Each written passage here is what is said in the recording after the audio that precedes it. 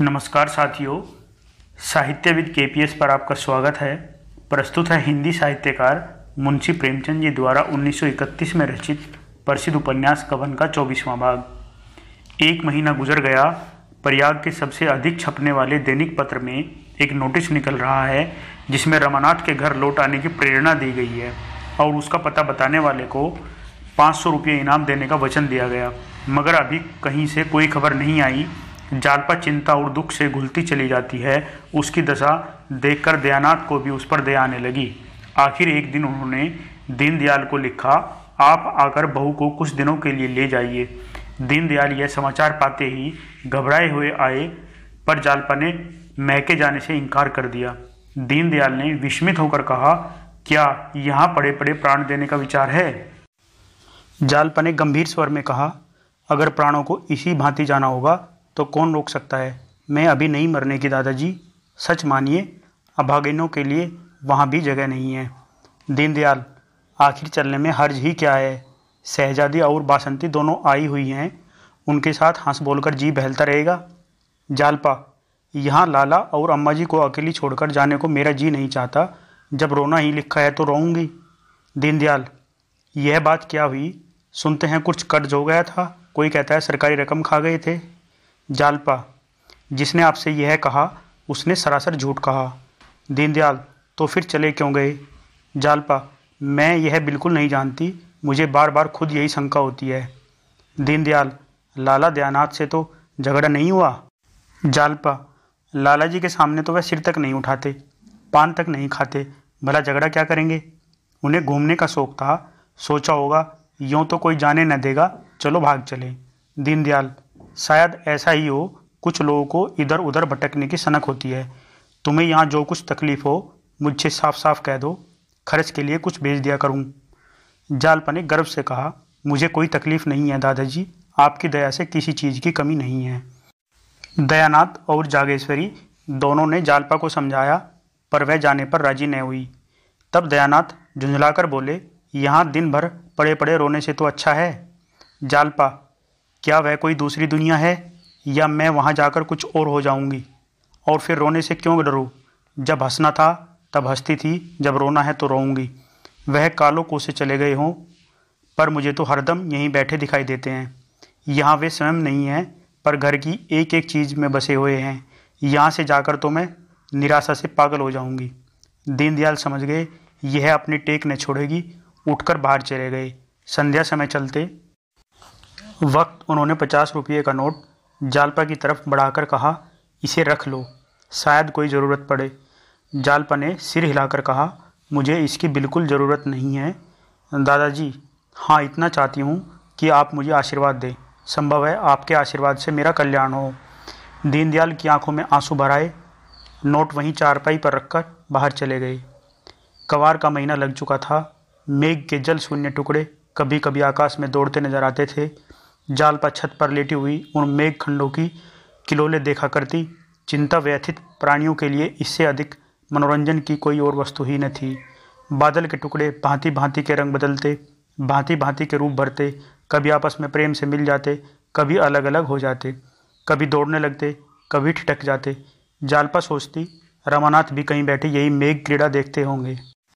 इस कल्पना में उसे विचित्र आनंद मिलता। किसी माली को अपने लगाए पौधों से, किसी बालक को अपने बनाए हुए घरौंदों से जितनी आत्मीयता होती है, कुछ वैसा ही अनुराग उसे इस आकाशगामी जीवों से होता था। विपत्ति में भी हमारा मन अंतर्मुखी हो जाता है। जालपा को यह अब यही शंका होती थी कि ईश्वर ने मेरे पापों का यह दंड दिया है। आखिर रमानाथ किसी का गला दबाकर ही तो रोज़ रुपये लाते थे, कोई खुशी से तो न देता होगा। यह रुपये देखकर वह कितना खुश होती थी। इन्हीं रुपयों से तो नित्य शौक श्रृंगार की चीज़ें आती रहती थी। उन वस्तुओं को देखकर अब उनका जी जलता है। सारे के सारे दुखों का मूल यही है। इन्हीं के लिए तो उसके पति को विदेश जाना पड़ा। वे चीज़ें उसकी आंखों में अब कांटों की तरह गड़ती थी, उसके हृदय में सूल की तरह चुभती थी। आखिर एक दिन उसने इन चीज़ों को जमा किया। मखमली स्लीपर, रेशमी मोजे, तरह तरह की बेलें, गीते, पिन, कंघियाँ, आईने, कोई कहाँ तक गिनाए। अच्छा खासा एक ढेर हो गया। वह इस ढेर को गंगा में डुबा देगी और अब से एक नए जीवन का सूत्रपात करेगी। इन्हीं वस्तुओं के पीछे आज उसकी यह गति हो रही है। आज वह इस मायाजाल को नष्ट कर डालेगी, मगर ग्लानि की उस प्रचंड ज्वाला को पानी के ये छींटे क्या बुझाते। आधी रात तक वह इन चीज़ों को उठा उठाकर अलग रखती रही, मानो किसी यात्रा की तैयारी कर रही हो। हाँ, यह वास्तव में यात्रा ही थी, अंधेरे से उजाले की ओर, मिथ्या से सत्य की ओर। मन में सोच रही थी, अब यदि ईश्वर की दया हुई और वह फिर लौटकर घर आए तो वह इस तरह रहेगी कि थोड़े से थोड़े में निर्वाह हो जाए, एक पैसा भी व्यर्थ खर्च न करेगी, अपनी मजदूरी के ऊपर एक कौड़ी भी घर में न आने देगी। आज से उसके नए जीवन का आरंभ होगा। ज्यों ही 4 बजे सड़क पर लोगों के आने जाने की आहट मिलने लगी। जालपा ने बैग उठा लिया और गंगा स्नान करने चली। बैग बहुत भारी था, हाथ में उसे लटकाकर 10 कदम भी चलना कठिन हो गया। बार बार हाथ बदल दी। यह भय भी लगा हुआ था कि कोई देख न ले। बोझ लेकर चलने का उसे कभी अवसर न मिला था। यहाँ तक कि हाथ बेकाम हो गए तो उसने बैग को पीठ पर रख लिया और कदम बढ़ाकर चलने लगी। लंबा घूंघट निकाल लिया कि कोई पहचान न सके। वह घाट के समीप पहुंची तो प्रकाश हो गया था। सहसा उसने रतन को अपनी मोटर पर आते देखा। उसने चाहा सिर झुकाकर मुंह छिपा ले, पर रतन ने दूर से ही पहचान लिया। मोटर रोककर बोली, कहाँ जा रही हो बहन? यह पीठ पर बैग कैसा है? जालपा ने घूंघट हटा लिया और बोली, गंगा स्नान करने जा रही हूँ। रतन, मैं तो स्नान करके लौट आई, लेकिन चलो तुम्हारे साथ चलती हूँ, तुम्हें घर पहुँचाकर लौट जाऊँगी। बैग रख दो। जालपा, नहीं नहीं, यह भारी नहीं है, तुम जाओ, तुम्हें देर होगी, मैं चली जाऊँगी। मगर रतन ने न माना। कार से उतरकर उसके हाथ से बैग ले लिया और कार में रखती हुई बोली, क्या भरा है तुमने इसमें? बहुत भारी है, खोल कर देखूं? जालपा, इसमें तुम्हारे देखने लायक कोई चीज़ नहीं है। बैग में ताला न लगा था। रतन ने खोल कर देखा तो विस्मित होकर बोली, इन चीज़ों को कहाँ लिए जाती हो? जालपा ने कार पर बैठते हुए कहा, इन्हें गंगा में बहा दूंगी। रतन ने विस्मय में पढ़कर कहा, गंगा में? कुछ पागल तो नहीं हो गई हो तुम? चलो घर चलो, बैग रखकर फिर आना। जालपा ने दृढ़ता से कहा, नहीं रतन, मैं इन चीज़ों को डुबाकर ही जाऊंगी। रतन, आखिर क्यों? जालपा, पहले कार में बैठाओ फिर बताओ। रतन, कहीं पहले बता दो। जालपा, नहीं, यह न होगा, पहले कार को बढ़ाओ। रतन ने हारकर कार को बढ़ाया और बोली, अच्छा अब तो बताओगी? जालपा ने उल्हाने के भाव से कहा, इतनी बात तो तुम्हें खुद ही समझ लेनी चाहिए थी, मुझसे क्या पूछती हो? अब वे चीज़ें मेरे किस काम की हैं? इन्हें देख देख कर मुझे दुख होता है। जब देखने वाला ही नहीं रहा तो इन्हें रखकर क्या करूं? रतन ने एक लंबी सांस खींची और जालपा का हाथ पकड़कर कांपते हुए स्वर में बोली, बाबूजी के साथ तुम यह बहुत बड़ा अन्याय कर रही हो। बहन वे कितनी उमंग से इन्हें लाए होंगे, तुम्हारे अंगों पर इनकी शोभा देखकर कितना प्रसन्न हुए होंगे। एक एक चीज़ उनके प्रेम की एक एक स्मृति है। उन्हें गंगा में बहाकर तुम उस प्रेम का घोर अनादर कर रही हो। जालपा विचार में डूब गई। मन में संकल्प विकल्प होने लगा, किंतु एक ही क्षण में वह फिर संभल गई। बोली, यह बात नहीं, जब तक ये चीज़ें मेरी आंखों से दूर न हो जाएंगी मेरा चित्त शांत न होगा। इसी विलासिता ने मेरी यह दुर्गति की है, यह मेरी विपत्ति की गठरी है, प्रेम की स्मृति नहीं। प्रेम तो मेरे हृदय पर अंकित है। रतन, तुम्हारा हृदय बड़ा कठोर है जालपा, मैं तो शायद ऐसा न कर सकती। जालपा, लेकिन इन्हें तो मैं अपनी विपत्ति का मूल समझती हूँ। एक क्षण चुप रहने के बाद वह फिर बोली, उन्होंने मेरे साथ बड़ा अन्याय किया है बहन।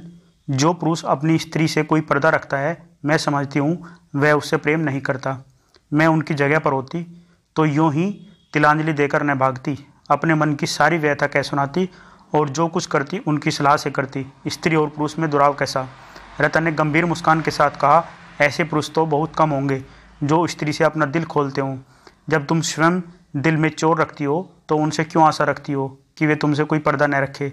तुम ईमान से कह सकती हो कि तुमने उनसे कोई पर्दा न रखा? जालपा ने सुखचाते हुए कहा, मैंने अपने मन में चोर नहीं रखा। रतन ने जोर देकर कहा, झूठ बोलती हो, बिल्कुल झूठ। अगर तुमने विश्वास किया होता तो वे भी खुलते। जालपा का इस आक्षेप को अपने सिर से न टाल सकी। उसे आज ज्ञात हुआ कि कपट का आरंभ पहले उसी की ओर से हुआ। गंगा का तट आ पहुंचा। कार रुक गई। जालपा उतरी और बैग को उठाने लगी, किंतु रतन ने उसका हाथ हटाकर कहा, नहीं, मैं इसे न ले जाने दूंगी। समझ लो कि डूब गए। जालपा, ऐसा कैसे समझ लूँ? रतन, मुझ पर दया करो बहन के नाते। जालपा, बहन के नाते तुम्हारे पैर धो सकती हूँ, मगर इन कांटों को हृदय में नहीं रख सकती। रतन ने भौहें सिकोड़कर कहा, किसी तरह न मानोगी? जालपा ने स्थिर भाव से कहा, हाँ, किसी तरह नहीं। रतन ने विरक्त होकर मुंह उधर किया। जालपा ने बैग उठा लिया और तेजी से घाट से उतरकर जल तट तक पहुंच गई। फिर बैग को उठाकर पानी में फेंक दिया। अपनी निर्बलता पर यह विजय पाकर उसका मुख प्रदीप्त हो गया। आज उसे जितना गर्व और आनंद हुआ उतना इन चीज़ों को पाकर भी नहीं हुआ था। उन असंख्य प्राणियों में जो इस समय स्नान ध्यान कर रहे थे, कदाचित किसी को अपने अंतःकरण में प्रकाश का ऐसा अनुभव न हुआ होगा, मानो प्रभात की सुनहरी ज्योति उसके रोम रोम में व्याप्त हो रही है। जब वह स्नान करके ऊपर आई तो रतन ने पूछा, डुबा दिया? जालपा, हाँ। रतन, बड़ी निठुर हो। जालपा, यही निठुरता मन पर विजय पाती है। अगर कुछ दिन पहले निठुर हो जाती तो आज यह दिन न देखना पड़ता। और काट चल पड़ी। अभी आप सुन रहे थे गबन का भाग 24। प्लीज़ चैनल को लाइक शेयर सब्सक्राइब जरूर कर लीजिए। धन्यवाद।